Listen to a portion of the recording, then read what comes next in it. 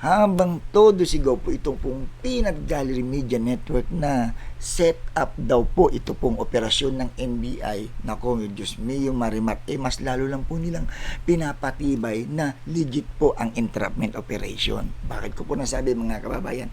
Dahil po sa batas, ang entrapment po ay talagang controlled set up para mahuli po ang suspect na actual po na gumagawa ng illegal na aktibidad. At ang mas mabigat dito, mga kababayan, hindi lang salita ang hawak po ng NBI. Meron pong step by step documentation sila, meron pong surveillance, may pre-operation reports, may authority to operate, may mark money, may body cam footage po, no? Meron yung nilalagay po dito, may body cam footage po sila, nakita nyo naman po sa video.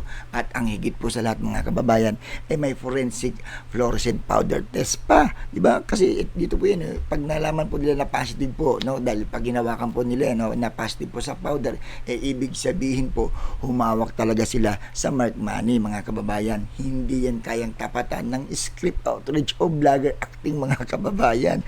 Kaya ang tanong ngayon sa netizen, no, tanong ng taong bayan, no, kung fake daw, bakit? Kita nyo naman, kumpleto yung dokumento, forensic evidence at operational records. Kaya sa mga basher ho dyan, naku po, habang binabati ko po ang NBI, unti-unti pong bumabalik sa kanila ang sariling propaganda. Real talk.